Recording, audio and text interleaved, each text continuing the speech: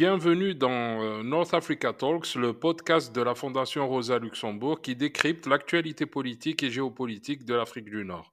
Je suis votre hôte, Akram Khalif. Aujourd'hui, nous allons aborder un sujet brûlant qui secoue les relations internationales, surtout des deux côtés, des deux rives de la Méditerranée.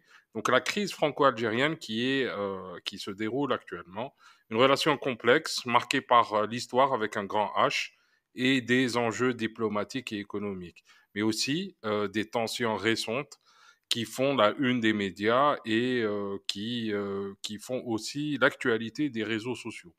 Pour discuter de ce thème, j'ai le plaisir d'accueillir le docteur Gilali Soufiane, président du parti politique algérien Gil Jadid.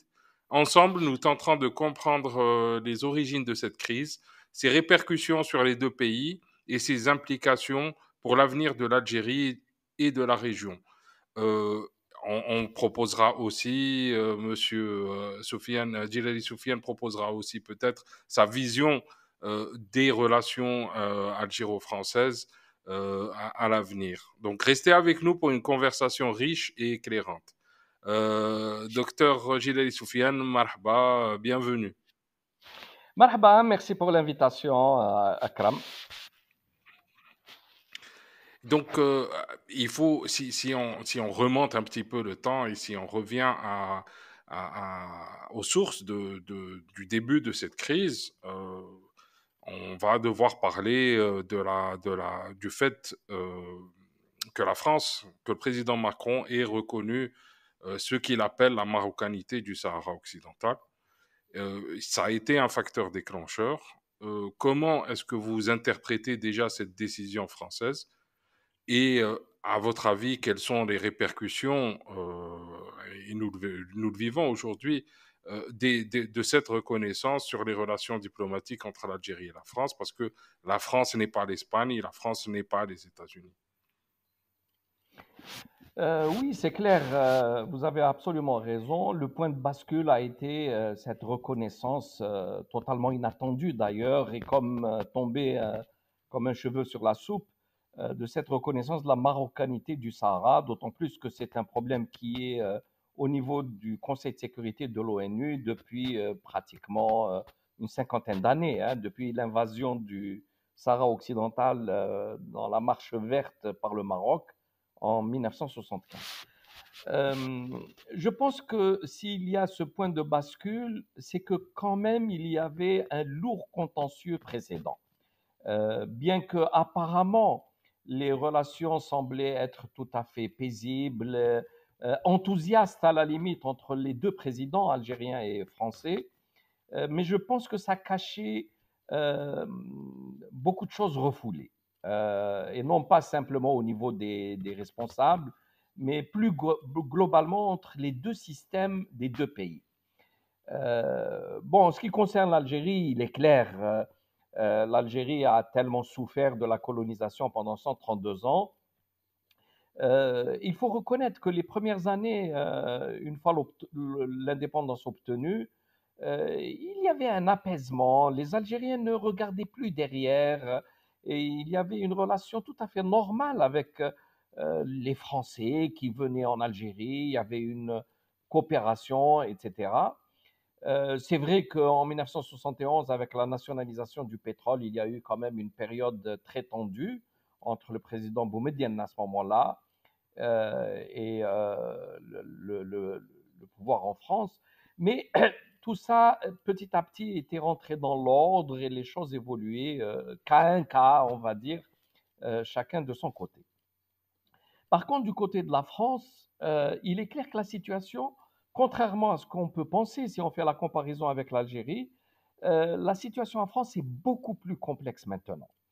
Alors, il y a bien sûr ce qui reste de l'ancienne frange, du courant de la droite colonialiste, parce que même dans la droite elle-même est divisée. Mais cette droite colonialiste à laquelle se sont joints les anciens pieds noirs, ou une partie d'entre eux, pas tous, et surtout tout un mouvement euh, revanchard qui n'a jamais accepté l'indépendance de l'Algérie. À cela, il faut rajouter des divisions internes entre des courants de la gauche en général, très anticolonialiste, qui a toujours dénoncé cette dimension de cette France impériale. Mais vous avez aussi des intérêts, des lobbies internes.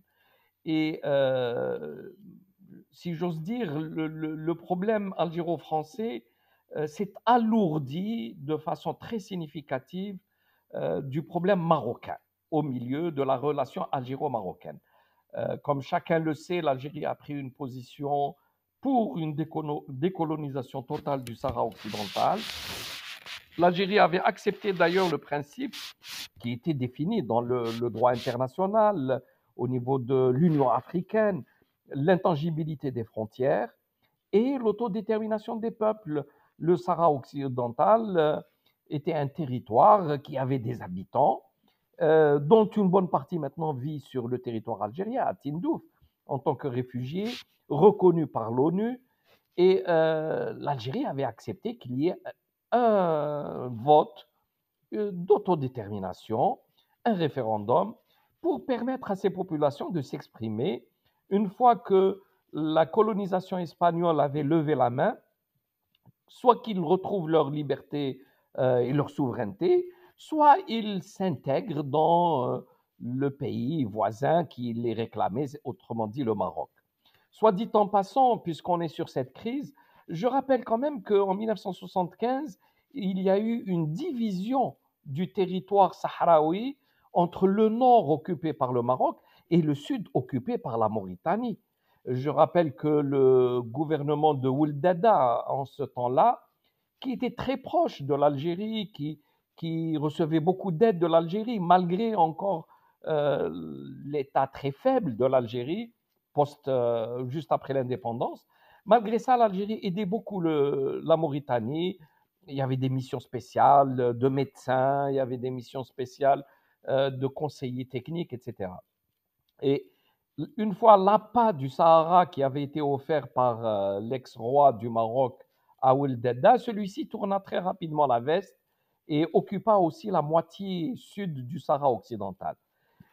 À ce moment-là, le Polisario, qui était un mouvement d'indépendance, qui avait été soutenu par ailleurs par d'autres pays que l'Algérie. D'ailleurs, je pense que la Libye de Muammar al-Kadhafi avait beaucoup aidé le Polisario au début. Et donc le Polisario avait été Il armé avait été soutenu par le Maroc aussi, hein, à sa création. à sa création. Mais en tout cas, le Polisario voulait aller vers l'indépendance. Il était donc armé et a entretenu une guérilla qui a petit à petit forcé à ce moment-là la Mauritanie à abandonner la moitié du Sahara. D'ailleurs, c'est une question qu'on devrait peut-être poser aujourd'hui au Maroc. Comment se fait-il qu'en 1975, vous ayez partagé le Sahara occidental en considérant simplement que le territoire nord lui appartenait et pas le territoire sud? Donc voilà, le conflit qui dure maintenant de pratiquement 50 ans entre l'Algérie et le Maroc sur, sur le destin de ce Sahara occidental, l'Algérie défendant un référendum d'autodétermination qui permettrait aux Sahraouis éventuellement d'être indépendants, accomplissant ainsi les vœux de la décolonisation africaine avec cette intangibilité des frontières a priori, mais avec une possibilité ensuite pour le Sahara occidental qui aurait été institué en RASD, c'est-à-dire République arabe sahraoui démocratique, d'instituer les relations qu'il aurait voulu, souverain qu'il aurait été. Bon, le Maroc, quant à lui, avait à un moment accepté le référendum, puis il a tergiversé, puis profitant de la décennie noire qu'a vécue l'Algérie dans les années 90, au passage n'omettant pas d'aider quelque part les terroristes en Algérie en sous-main. Donc le Maroc a profité pour consolider sa position, vu que l'État algérien était dans une phase un peu compliquée. Tout cela fait que aujourd'hui, la relation entre l'Algérie et le Maroc est devenue détestable parce qu'il faut rajouter à cela les toutes dernières années, cette offensive systématique du Maroc contre l'Algérie, et puis son alliance contre nature, ou peut-être naturelle, je ne sais comment la définir, avec Israël, et en ayant en fait fait un roc du roi entre la Palestine, sur laquelle on allait désormais fermer les yeux, et le Sahara occidental pour qu'il soit reconnu par Israël et par les États-Unis. C'était d'ailleurs à la fin du mandat du futur président des États-Unis, donc de Donald Trump. Donc tout cela, on est rentré dans un jeu qui commençait à prendre de l'ampleur sur le plan géopolitique.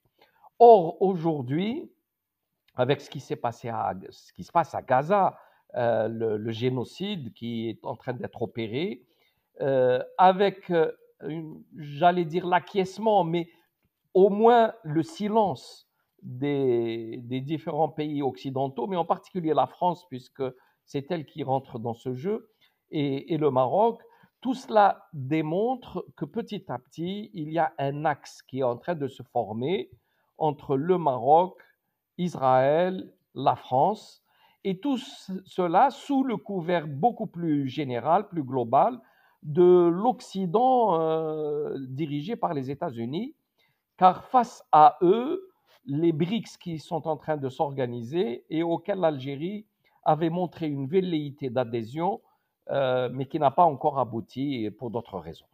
Donc voilà un premier conflit historique entre l'Algérie et la France, puis un second conflit entre l'Algérie et le Maroc, puis des changements géopolitiques impliquant globalement les pays occidentaux, mais y compris Israël, et de l'autre côté les pays, on va dire, des BRICS. Par rapport à l'Occident, peut-être on aurait pu dire de l'Orient. Tout ça fait que la situation s'est imbriquée l'un dans l'autre. Je rappelle aussi que la classe politique française, la droite en particulier, celle qui se disait souverainiste, qui s'est totalement alignée sur les thèses sionistes, s'aligne également sur les thèses marocaines et s'aligne également sur le programme de Trump, quelque part, puisque se disant souverainiste, tout le monde sait que Trump étant en conflit, en fait, politique aux États-Unis avec le courant démocrate qui est porteur d'une idéologie mondialiste.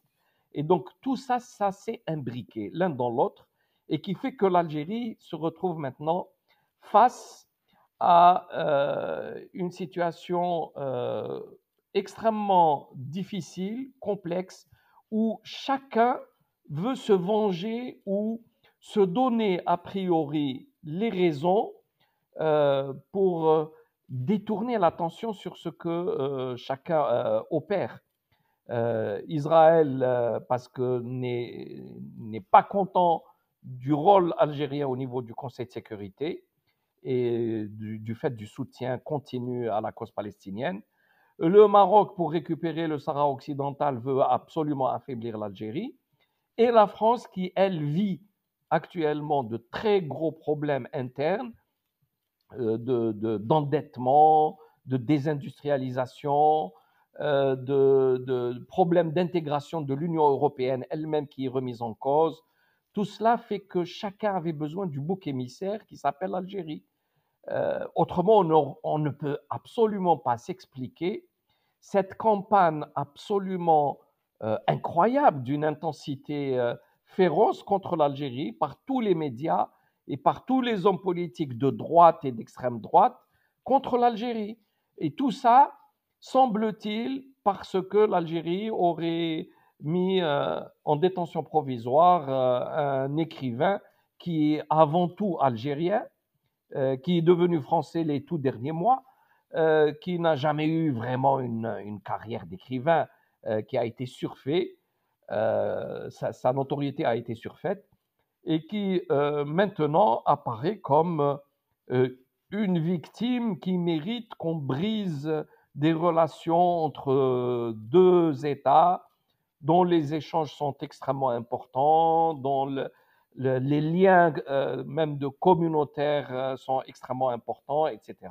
C'est tellement déséquilibré et qui n'a pas de sens si on devait s'arrêter simplement à ce fait d'une arrestation d'un homme, même si cette arrestation peut être critiquable par ailleurs, même si l'Algérie ne respecte pas les normes des droits de l'homme. Mais si on devait s'arrêter sur cette norme-là, on peut poser la question, est-ce que la France, elle, respecte les droits de l'homme? Non pas seulement chez elle, mais de ce qui se passe autour d'elle, ce qui se passe à Gaza, et les arrestations qu'elle opère sans interruption sur le territoire français, simplement pour soutien à la Palestine contre le génocide. Si on devait s'arrêter et juger les écarts par rapport aux droits de l'homme, je pense que la France n'est pas du tout bien placée aujourd'hui pour donner des leçons à quiconque d'ailleurs, pas seulement à l'Algérie. Est-ce que vous ne penserez pas que, justement, vous avez évoqué le cas de cette classe politique française, est-ce que vous ne pensez pas aussi qu'elle est aigrie à cause du reflux de la France en Afrique? Et est-ce que vous ne trouvez pas paradoxal, justement, que la France qui a ployé, qui a plié les genoux dans des pays, disons, moins grands que l'Algérie en Afrique, se rebelle un petit peu et essaye, je vais le dire d'une manière un peu je vais essayer de prendre un raccourci, qu'elle veuille se faire l'Algérie. Oui, bon, la France est en grande difficulté. D'abord, elle n'a plus les moyens pour pouvoir maintenir sous sa coupe ce qui était la France-Afrique. Elle a perdu pays après pays. Il faut rajouter le fait que la Russie et peut-être même la Chine, mais surtout la Russie, a beaucoup marché sur les plates-bandes françaises. Ça a commencé, semble-t-il, en Centrafrique d'abord, euh, et puis ça s'est petit à petit étendu au Sahel, le Mali, le Burkina Faso, le Niger, maintenant le Tchad et le Sénégal, ça fait beaucoup. Mais la France n'avait plus les moyens de garder des troupes, de garder sous sa coupe les anciennes colonies. Donc là, elle se fait bien entendu chasser de l'Afrique de l'Ouest avec des risques que ça s'étende par ailleurs. Et je pense que la France de Macron a fait, disons, beaucoup d'efforts, entre guillemets, pour essayer d'amadouer l'Algérie de l'après Bouteflika. Il faut reconnaître que durant le règne de Bouteflika, les relations algéro-françaises étaient au beau fixe. Et la France, d'ailleurs, s'occupait de l'aéroport d'Alger, de la gestion de l'eau des grandes villes, s'occupait du métro d'Alger, avait beaucoup de marchés, etc.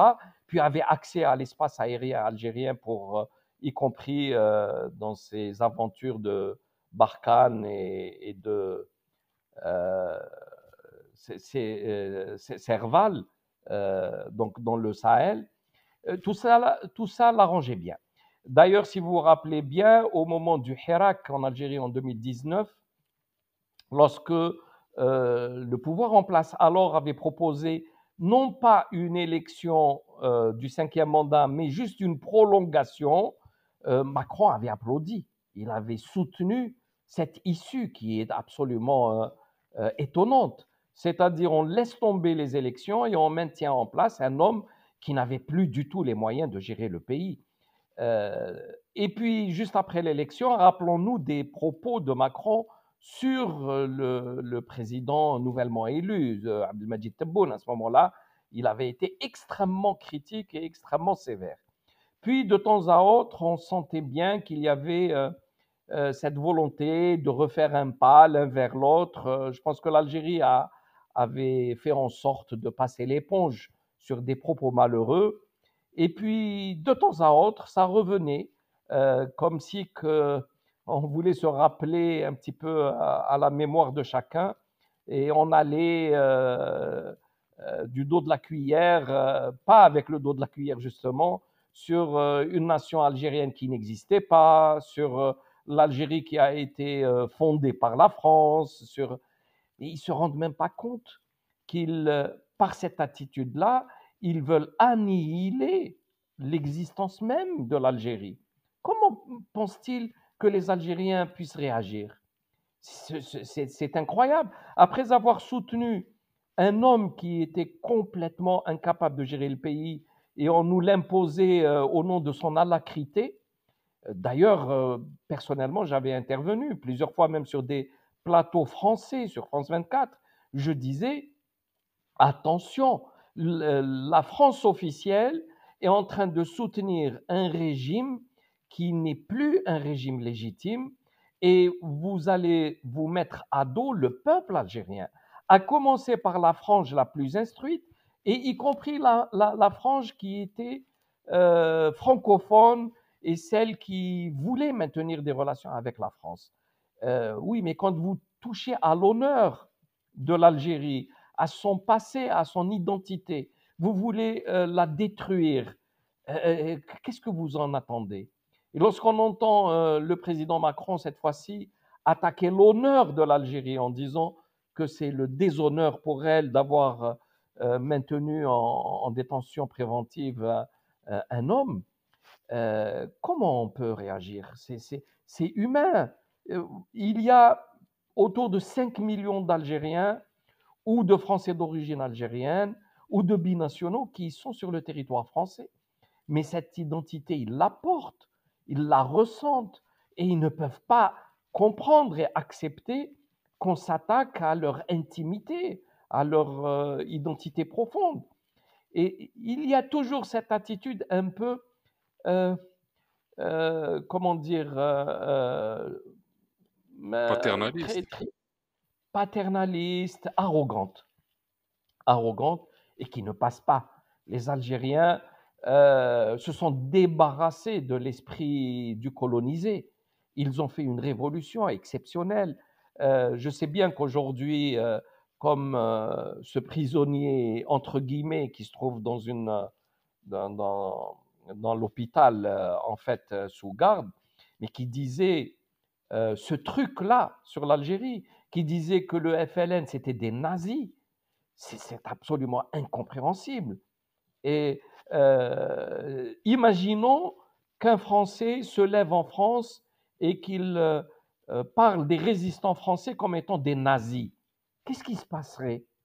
Et pourquoi on dénie à l'Algérie qu'un Algérien soit justiciable de ses propos lorsqu'il touche à l'honneur de sa nation, celle qui l'a fait grandir, qui lui a donné les honneurs, qui l'a rendu un homme important, qui bénéficiait de tous ces mouvements de liberté, qui écrivait tout en étant extrêmement dur contre son pays, mais sans que personne ne le touche, mais qu'il aille à ce point agir en toute, comment dire, publiquement pour dire qu'une partie de l'Algérie ne lui appartenait pas.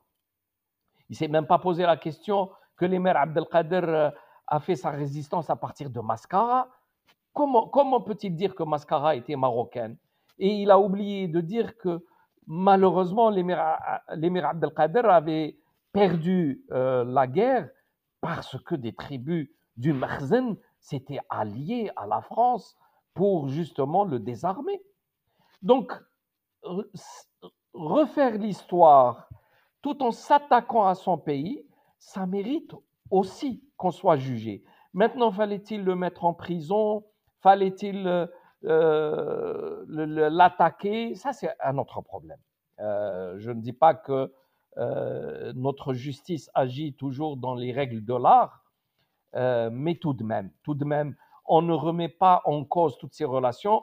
Moi, j'aurais préféré voir la France se révolter contre ce qu'ont fait la soldatesque israélienne à leurs gendarmes, qui ils les ont mis en serpillière sous les yeux de leur ministre des Affaires étrangères, sur le territoire supposé être français en Israël. Mais là, c'est bouche cousue. On ne dit pas un mot. Et ça, finalement, ce sont les peuples qui vont payer, parce que je sais bien que une grande partie de la population française ne comprend même pas ces enjeux, n'est pas du tout impliquée dans cette campagne anti-algérienne. Les Algériens sont très souvent très appréciés. Je sais qu'il y a une frange qui pose problème à la France, peut-être les enfants de deuxième, troisième génération, d'ailleurs beaucoup plus que les Algériens qui sont repartis vers la France un peu plus tard. Mais cela ne justifie pas qu'on mette tout le monde dans un sac, le même sac, et qu'on s'attaque à un pays en tant que tel. On peut critiquer un ministre, on peut critiquer un président de la République sur la base de ce qu'il dit, mais réagir d'une façon aussi brutale, et aussi intense et aussi générale, c'est que vraiment, ce n'est pas le problème d'un prisonnier, c'est un problème beaucoup plus grave, tel qu'on a essayé un petit peu d'en parler au début de cet entretien. Justement, vous avez fait une très très bonne chose de recontextualiser les événements en les rapportant au Hirak, à la période du Hirak que vous n'avez pratiquement pas nommé. Justement, cette campagne médiatique pro-démocratie, appelant à plus de démocratie, venant des médias français et de la classe politique française, pourquoi on ne l'a pas vu lors du Hirak? Au contraire, l'impression qui se dégageait à l'époque, je me rappelle bien, était que il fallait en dire le moins possible. C'est vrai que nous étions à une période où il y avait la crise des Gilets jaunes en France et où un peuple pacifique qui changeait son régime était assez mal vu de Paris. Absolument, c'est un très bon parallèle. La France, à ce moment-là, officielle, était très mal à l'aise pour deux raisons. C'est que là, en Algérie, il y avait ce changement de manière pacifique qui était en train de se dérouler. Et donc, j'imagine que le régime français n'avait pas envie de voir la Ve République tomber de cette façon-là. Deuxièmement, et autre fait très important, c'est que la répression qui s'est abattue sur les Gilets jaunes était quand même incroyable face au pacifisme du Hirak. Je rappelle que le 8 mars 2019, il y a eu 13 millions d'Algériens dans les rues, mais il n'y a pas eu un seul blessé. Et ça a duré tous les vendredis. D'ailleurs, c'était un verbe, un néologisme qui a été forgé, c'était vendredir. Tous les vendredis, depuis le 22 février jusqu'à la fin de l'année 2019, les Algériens sortaient en masse dans les rues des grandes villes et à Alger. Et au final, il n'y a eu aucun incident notable. Alors qu'en France, les Gilets jaunes, il y a eu près d'une centaine d'éborgnés, il y a eu des milliers d'arrestations, il y a eu des gens qui ont été jugés et emprisonnés, etc. Et donc le parallèle se faisait à double titre. D'une part, un changement d'un régime de manière pacifique et de l'autre, une violence exercée par le pouvoir qui ne voulait absolument aucun changement. Justement, vous avez parlé tout à l'heure de l'histoire, de ce qui s'appelle aujourd'hui en France la rente mémorielle. Comment est-ce que vous analysez ce concept de rente mémorielle, justement, qui est reproché à l'Algérie dans ses relations avec la France? Est-ce que vous pensez que le devoir de repentance de la France vis-à-vis de l'Algérie euh, par rapport à son passé colonial est un préalable nécessaire à une normalisation? Ou bien vous pensez que il faudra attendre disparition de la génération de la guerre d'Algérie, des deux côtés, pour reconstruire ensemble. Quelle est votre opinion sur ça? Bon, sincèrement, je pense que l'Algérie a obtenu de haute main et de haute lutte son indépendance. Il y a eu les accords d'Évian, il fallait fermer ce livre-là. Sur le plan de la relation entre les deux pays, Mais bien sûr, il faut entretenir une mémoire algérienne, et c'est indéniable. Et je pense qu'il aurait fallu faire cette mémoire de façon beaucoup plus subtile. Il faut reconnaître que malheureusement, le régime algérien, depuis 1962, pour des raisons différentes, et je ne mets pas tous les gouvernements depuis 62 jusqu'à maintenant dans le même sac, mais systématiquement, il y a eu un recours excessif à la révolution, à la mémoire, à la période coloniale. Et d'ailleurs, je pense qu'on a consommé une très grande partie du capital symbolique de cette révolution, alors qu'elle est le mythe fondateur de l'Algérie nouvelle, de l'État algérien moderne. Donc, oui, de ce côté, il y a peut-être quelques maladresses.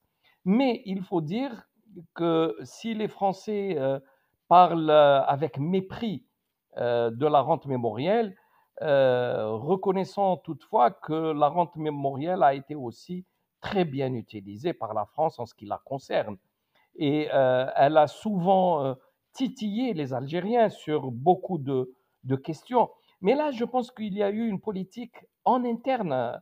Là, ce que dit sans arrêt l'ex-ambassadeur français à Alger, Drianco, pour ne pas le nommer, il dit que l'Algérie, c'est de la politique étrangère, mais aussi de la politique intérieure. Et c'est clair que le règlement de compte entre les différents partis politiques ou tendances politiques en France se fait aussi avec la carte algérienne. Et je pense que la France a tout à fait conscience du poids de l'Algérie dans son équation africaine. Et ce que je disais tout à l'heure, si elle a senti qu'après, en réalité, le départ du régime Bouteflika, elle a perdu la main sur l'Algérie, le président Macron a fait beaucoup d'efforts pour essayer de rattraper, mais je pense qu'il n'a pas obtenu ce qu'il voulait. Et par dépit, il s'est jeté dans les bras du Maroc. Le Maroc, sachant qu'il est, dès le départ, tout à fait prêt à faire toutes les concessions à la France à partir du moment où elle pourrait reconnaître la marocanité du Sahara occidental. Et de ce fait, la France veut très probablement reconstruire des relais dans les pays du Sahel à travers maintenant les réseaux marocains qu'elle-même renforce, les réseaux politiques, les réseaux des services secrets, les réseaux financiers et puis les anciens réseaux de la France-Afrique. Donc on est face à une véritable alliance franco-marocaine pour reconquérir au profit de la France la partie africaine qui lui a échappé ces dernières années. Et je pense que la France voudra vendre très cher sa peau au Sahel parce que lorsqu'on revoit les discours de Jacques Chirac qui disait que la France récupérait une très grande partie de sa richesse à partir de l'Afrique, ce que Ségolène Royal vient de reconnaître il y a quelques jours, hier ou avant-hier, en disant qu'il ne faut pas oublier que les entreprises françaises ont siphonné les richesses de l'Algérie. Et donc, la France, dans sa difficulté aujourd'hui, à garder son rang, à maintenir son économie, à faire face à son endettement qui est devenu extrêmement lourd. Rappelons-le, il dépasse maintenant les 112 ou 113% de son PIB, plus de 3 300 milliards de dollars. Ils ont besoin, pour boucler le budget de cette année, d'emprunter à peu près 300 milliards de dollars pour couvrir le service de la dette, le remboursement de la dette et le fonctionnement du budget. C'est un pays qui, depuis 1974, est en déficit de manière continue. Depuis donc 50 ans, c'est un pays qui est dans le déficit. C'est un pays qui est en train de perdre sa position, même à l'intérieur de l'Occident. L'Union européenne est en très grande difficulté. Le couple franco-allemand ne fonctionne plus. La France a des problèmes maintenant à cause de l'Ukraine avec la Russie, mais elle a des problèmes avec la Hongrie, elle a des problèmes avec la Pologne, elle a des relations tendues avec l'Espagne, elle a des problèmes avec presque toute l'Afrique, et puis maintenant elle a des problèmes avec Elon Musk et Trump, etc. Donc la France finalement, qui n'arrête pas, la partie qui n'arrête pas de critiquer l'Algérie sur la médiocrité de sa direction politique, devrait se poser des questions sur elle-même. Et je pense que la France va devoir aller vers des changements. Et peut-être que le rendez-vous est pris pour cette année, pour 2025. Il faut que l'Algérie réfléchisse à un management de ses relations, non pas de façon émotionnelle, mais de façon rationnelle. La France, pour nous, c'est un voisin de l'autre côté de la Méditerranée. Il y a des liens extrêmement importants qui ne dépendent pas de notre bon vouloir. Il y a, je le disais tout à l'heure, autour de 5 millions, peut-être un peu plus, d'Algériens ou en tout cas de Français qui ont un lien avec l'Algérie. Il y a la langue, il faut le reconnaître, l'élite algérienne pratique le français, elle est bilingue, et le français est pour nous aussi une ouverture sur le monde. Il y a des relations multiples. Et l'Algérie a besoin d'avoir des rapports au-delà de la France, mais aussi avec l'Europe, parce que c'est le continent le plus proche, c'est celui à partir duquel nous pouvons nous développer de manière sérieuse, il peut y avoir des échanges, etc. Et donc, si la classe politique française est aujourd'hui un peu engluée dans ses propres problèmes et cherche en l'Algérie un bouc émissaire, je pense que l'Algérie devrait réagir en pensant à l'avenir, à l'après-crise. Et l'après-crise, l'Algérie peut avoir beaucoup d'atouts à faire valoir pour notre propre intérêt. Un intérêt commun qui n'est pas contre l'intérêt de l'autre, mais qui peut nous aider à développer notre pays, à aller de l'avant, etc. Donc, il ne faut pas tomber maintenant dans une relation purement émotionnelle qui ferait que demain, il sera encore plus difficile de renouer certains liens. Donc, Monsieur Gilali Soufiane, on a parlé 30 minutes de la France à la bon dos, hein. Est-ce que vous ne pensez pas, au vu des critiques qui sont formulées par certains acteurs politiques et médiatiques en France concernant la nature du système politique en Algérie, est-ce que vous ne pensez pas que d'abord il y a du vrai? Ensuite, est-ce que vous ne pensez pas que c'est une occasion inespérée pour le régime politique en Algérie de reprendre à zéro, de remettre les pendules à zéro, de relancer l'activité, une activité politique saine, de libérer les énergies, libérer la parole, libérer éventuellement les gens qui sont en prison, parce qu'il y en a certains qui sont en prison pour des propos tenus sur les réseaux sociaux, etc. Est-ce que vous ne voyez pas ça comme une occasion, une opportunité pour refaire le jeu politique et justement damer le pion à toutes ces critiques en profitant pour créer ce régime démocratique qui fait défaut, y compris aux Occidentaux? Écoutez, je ne veux pas être pessimiste. Tant qu'il y a la vie, il y a de l'espoir. Mais sincèrement, on ne peut pas engager un pays avec un projet aussi important que de construire l'état de droit, la démocratie, le respect des règles du jeu, etc., parce qu'il y a une occasion. Non, ça ne doit pas tenir à une occasion, quelle qu'elle soit.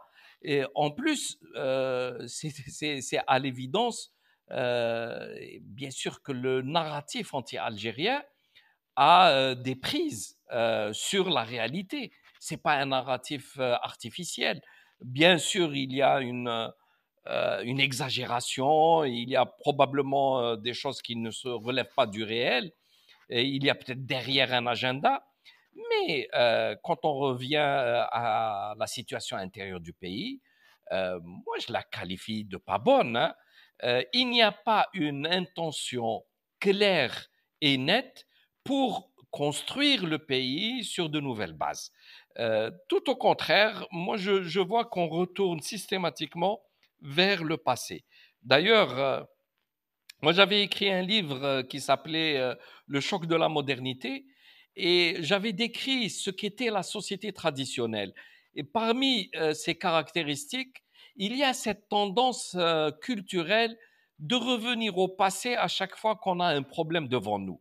C'est le cas des islamistes qui vont chercher chez Ibn Taymiyyah au XIIe siècle les solutions du XXIe siècle, mais c'est malheureusement le cas de nos dirigeants. Même s'ils ne remontent pas à l'émir Abdelkader, mais Tebboune veut remonter à Boumediene. Or, Boumediene a fait sa vie. Le contexte était différent. L'Algérie était différente. Le problème de génération est complètement posé autrement. Malheureusement, on a le sentiment que voilà, c'est un pouvoir qui s'installe, qui veut annihiler la vie politique, qui a fermé les médias, qui veut gérer l'économie par l'administration. Tout se gère que par l'administration. Il n'y a plus rien d'autre que l'administration. Malheureusement, je ne vois pas ici les germes d'une volonté de faire un vrai changement. Au contraire, la nouvelle Algérie qui est devenue le slogan officiel, je pense que c'est une mauvaise copie ou très pâle copie de ce qu'était l'ancienne Algérie. Et donc, une nouvelle Algérie grincheuse et avec tellement de défauts, une France revancharde, aigrie et qui saisit cette occasion. À votre avis, Monsieur Gilali Soufiane, et de l'avis de votre parti, quelles sont les mesures que vous préconisez pour, d'une part, apaiser les tensions actuelles entre l'Algérie et la France, mais surtout, comment contribuer à répondre à cette question, comment contribuer à une meilleure compréhension, une meilleure coopération entre ces deux pays qui sont si proches et si éloignés à la fois? Je pense qu'il va falloir vider l'abcès. D'abord, nous, en tant qu'Algériens, il est inadmissible et inacceptable qu'une partie de la France politique s'attaque de cette façon à l'Algérie. Ça, c'est inacceptable. Mais ensuite, à nous aussi de voir, de faire notre autocritique sur beaucoup de dossiers. En tout cas, il faut absolument qu'on sorte des phases émotionnelles et d'entrer dans des phases rationnelles.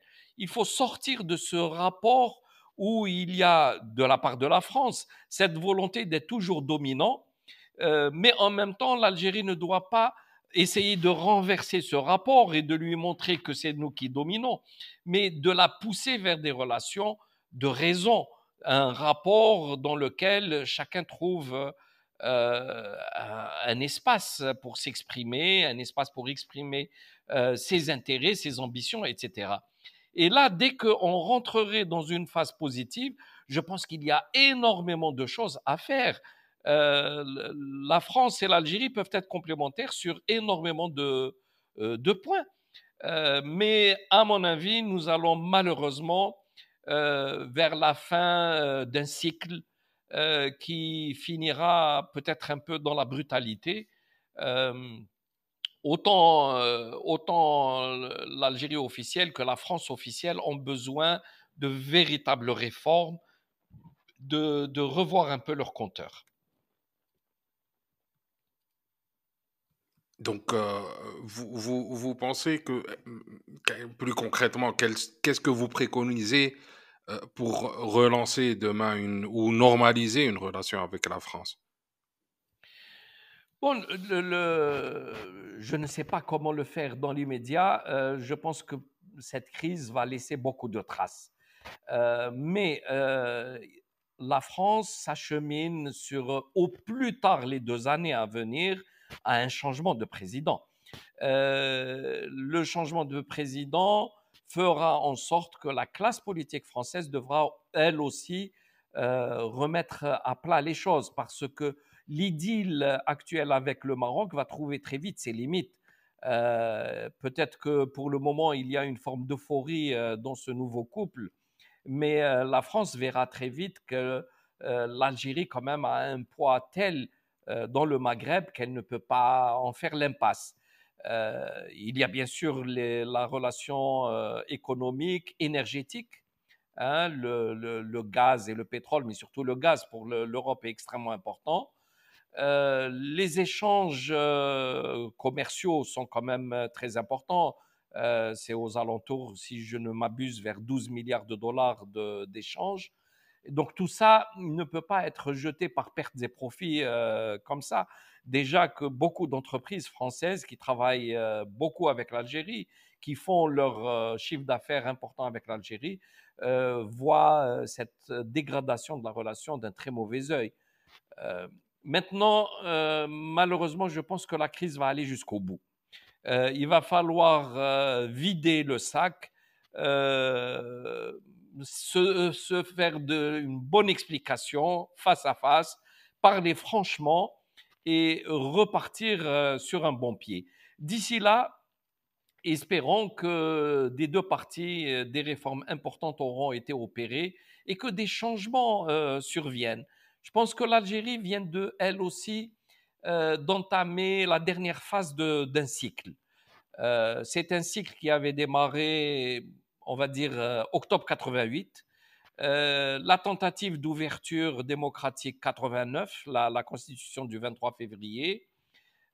Puis malheureusement le dérapage sanglant d'une décennie absolument terrible qu'on a vécu. Puis 20 années où on a reconstruit petit à petit un système politique, mais totalement factice. Ça a ses explications, ça a ses raisons, mais je pense qu'à partir de 2019, on aurait dû rentrer dans un tout autre cycle. J'avais cet espoir. Le président Tebboune, en arrivant, avait annoncé beaucoup de changements. Je l'avais vu avec un certain nombre d'entrevues. Il m'avait semblé tout à fait disposé à engager les vraies réformes du pays. Mais je crois que petit à petit, l'inertie du système a fini par le ramener vers elle et il n'a pas pu s'en séparer. Donc il a préféré la sécurité de ce qu'il connaissait, il a préféré sa zone de confort, il a préféré retravailler finalement avec une très grande partie des gens qui étaient là à soutenir le 4e et le 5e mandat de Bouteflika. Et la vérité est qu'il n'y a pas eu de vrai changement. De ce fait, il se trouve peut-être contraint de maintenir les anciennes têtes un petit peu, des hommes d'affaires, des militaires et des politiques en prison, parce que finalement, c'est le seul élément qu'il peut présenter comme étant un changement. Mais pour le reste, je crois qu'on est en train de régresser et de revenir à l'avant 89, à l'avant 1989. On revient à une forme de pensée unique, de parti unique, de fermeture générale, de blocage des partis politiques. Les prochaines lois sur les associations et les partis politiques sont de mauvais augure. J'ai lu les avant-projets et je peux vous assurer que si ces lois seront adoptées telles quelles, c'est la fin du multipartisme. De toute façon, quel qu'il soit, quelle que soit la solution, je pense qu'on est vraiment à la fin d'un cycle. Les élections présidentielles de septembre l'ont montré. Il y a un divorce très profond sur le plan politique entre les gouvernants et les gouvernés. Les gens ne participent plus à la vie politique, refusent les partis politiques actuels, refusent le débat politique, ne les intéressent pas. Les Algériens recherchent ailleurs les informations. Ils sont prêts à suivre n'importe j'allais dire, hurluberlu qui parle de l'autre côté des frontières, qui dit n'importe quelle bêtise, parce que tout simplement, ils ne trouvent plus de source fiable de l'information ici, au niveau national. Et ça, c'est une catastrophe pour nous. Donc voilà, l'Algérie va devoir de toute façon, à court, moyen terme, à revoir fondamentalement ses mécanismes et ses fonctionnements, son mode de fonctionnement, parce qu'on n'ira pas loin avec ça. Et vous avez dit quelque chose de très intéressant par rapport à cette nécessité d'aller jusqu'au bout de cette relation telle qu'elle était avec la France. On a entendu récemment de plus en plus de voix qui s'élevaient en France, des voix médiatiques et politiques et même officielles qui appelaient à des sanctions contre l'Algérie. En tant que président de Gil Jadid, quelles initiatives proposez-vous pour renforcer la souveraineté de l'Algérie face aux ingérences étrangères et prévenir le pays d'éventuelles sanctions ou de mesures lui faisant du mal? La solution, vous l'aviez présentée dans la précédente question. C'est il faut ouvrir le pays, il faut faire confiance aux Algériens, il faut laisser une presse et des médias autonomes, il faut arrêter le chantage de fermeture systématique de tous les organes de presse qui ne font pas l'éloge et la démagogie qui est soutenue par le pouvoir. Il faut sortir de cet ancien esprit et rentrer dans une nouvelle phase. Il faut laisser les partis politiques réellement fonctionner selon leur capacité et non pas désigner les hommes. Tout le monde sait que le FLN ou le RND ou même des partis soi-disant d'opposition, leurs dirigeants sont directement désignés. Et ça, c'est insensé. Donc, soit on est dans un système type chinois, mais encore faut-il l'assumer. Est-ce qu'on a les moyens d'assumer un contrôle social aussi rigoureux, mais avec une rigueur de gestion économique, avec une expansion économique de 8-10%, etc., etc. Non, on n'est Et un pas dans cette partage situation. équitable de la rente.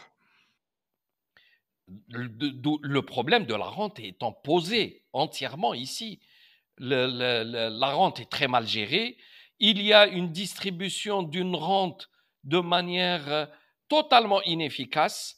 On soutient avec l'argent du trésor public les franges qui sont en situation d'assistanat et on pousse la population à aller vers l'assistanat.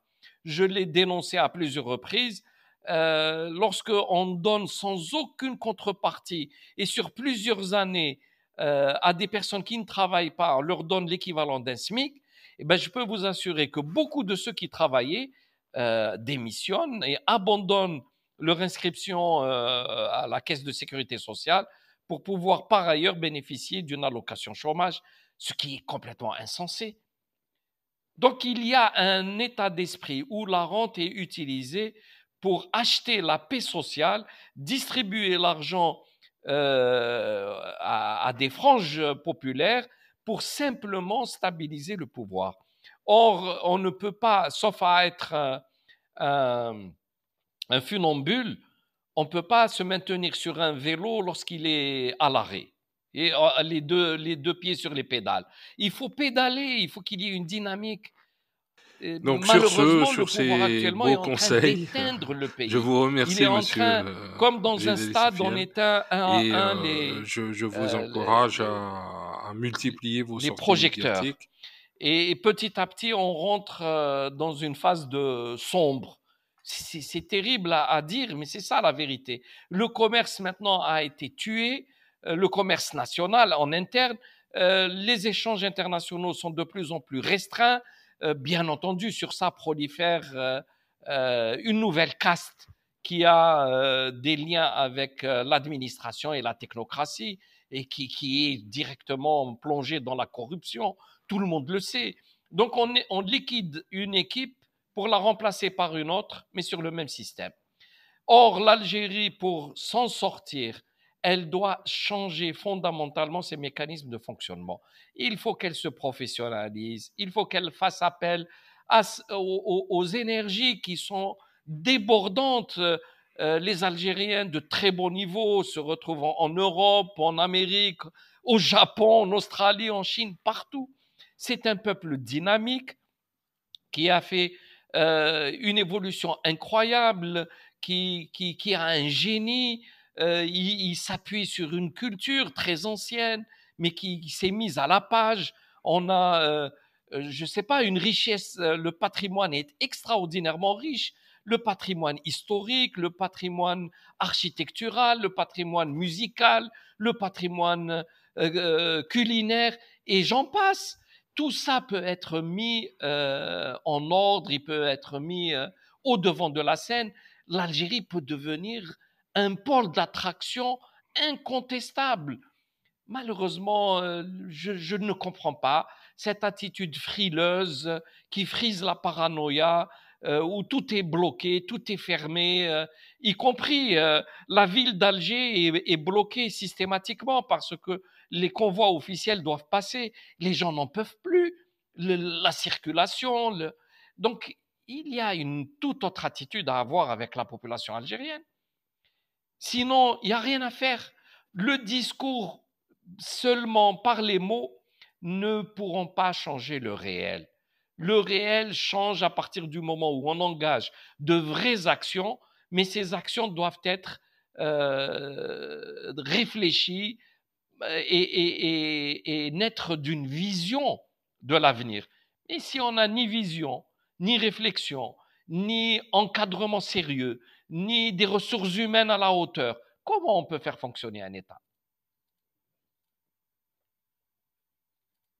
Oui, sur cette interrogation légitime, je voudrais vous remercier pour votre intervention, Monsieur Juleli Soufiane. Je voudrais aussi vous encourager à multiplier vos sorties médiatiques, ne serait-ce que sur les réseaux sociaux. Elles sont très écoutées, elles sont très lues. Euh, Vous et les autres cadres de Gilles Jadid sont suivis de manière régulière par un petit peu tout le monde et participent au débat à leur niveau sur les réseaux sociaux. Donc, je vous invite à poursuivre sur ce chemin. Merci beaucoup, Monsieur Gilles Soufiane. Eh ben, merci beaucoup pour ces encouragements. Vous savez, en Algérie, entre autres, on a, comment dire, un petit souci par rapport à notre élite. Notre élite est dispersée, atomisée, chacun vit un petit peu dans son cocon. Malheureusement, on n'arrive pas encore à passer à une action collective de haut niveau. Et pourtant, tous les ingrédients sont là. En tout cas, je vous remercie beaucoup pour ces derniers mots d'encouragement. Merci à vous. Merci, au revoir. Au revoir. Au revoir.